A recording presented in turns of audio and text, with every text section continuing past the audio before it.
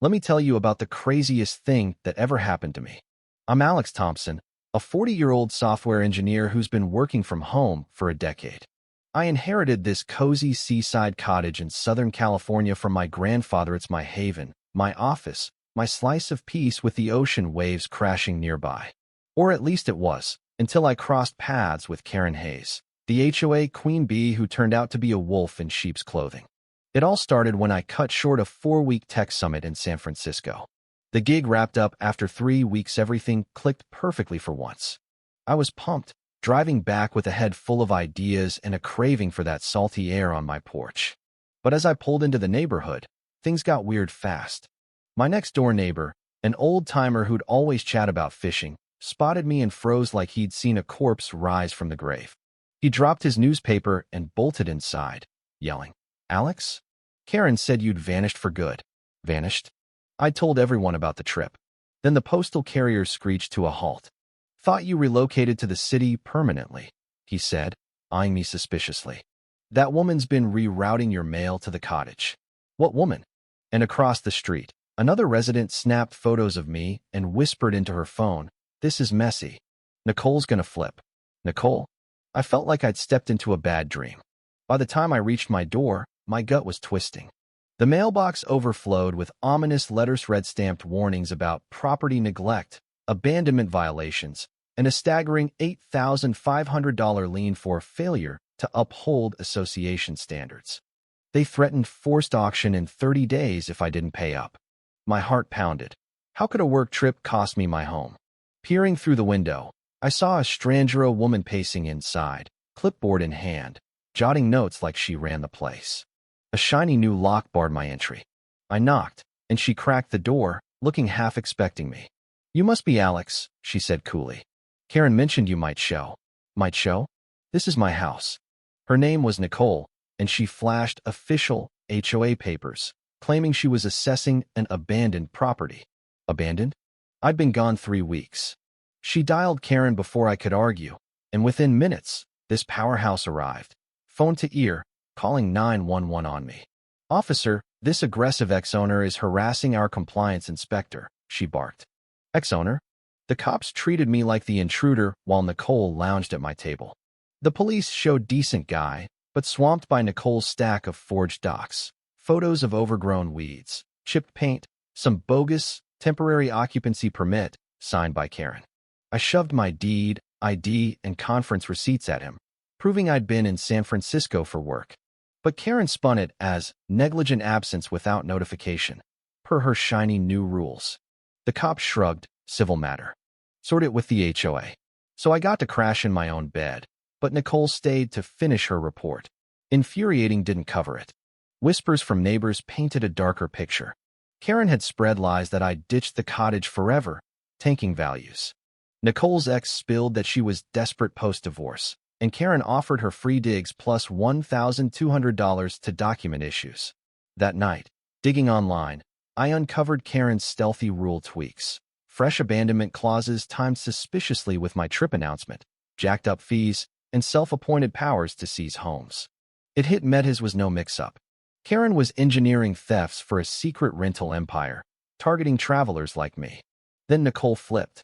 Shaken, she met me at a dingy all-night cafe with my lawyer in tow, clutching files she'd snapped from Karen's office. Tears streaming, she apologized. "I thought it was legit community work."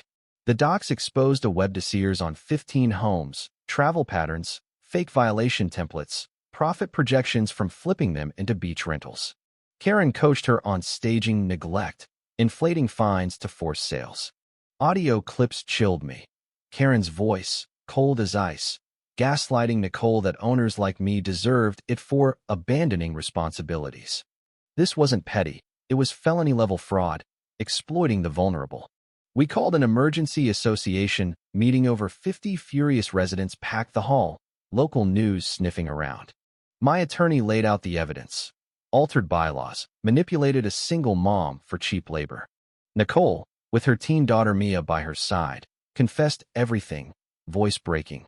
Karen preyed on my desperation. "We were homeless. But she planned to steal from all of you."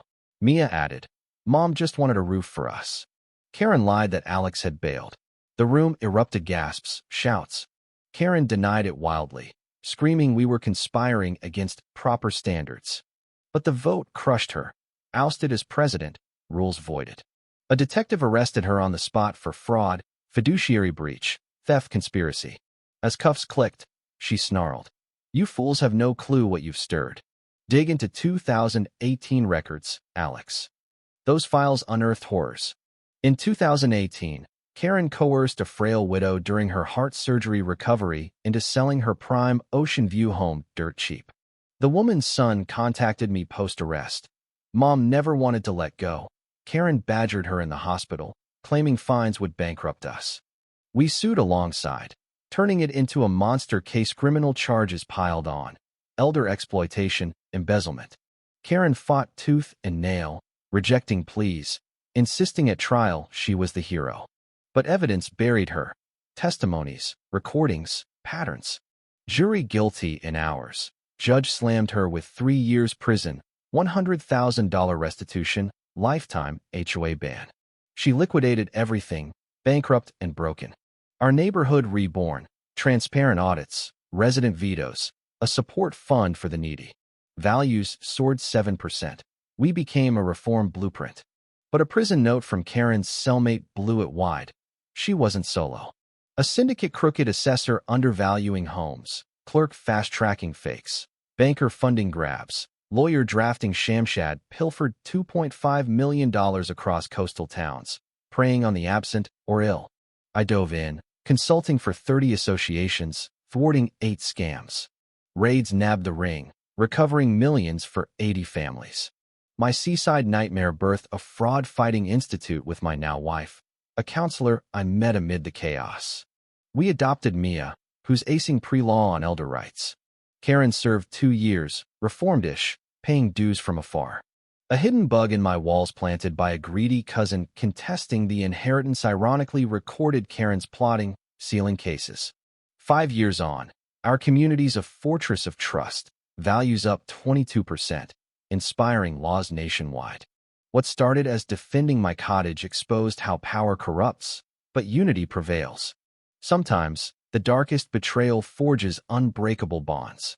Now, tell me, should HOAs be abolished for enabling tyrants like this? Was Nicole a victim or accomplice, forgivable or not? What if it was your home fight solo or rally neighbors? Drop your hot takes below, like if this fired you up, and subscribe for more real-life showdowns that expose the system.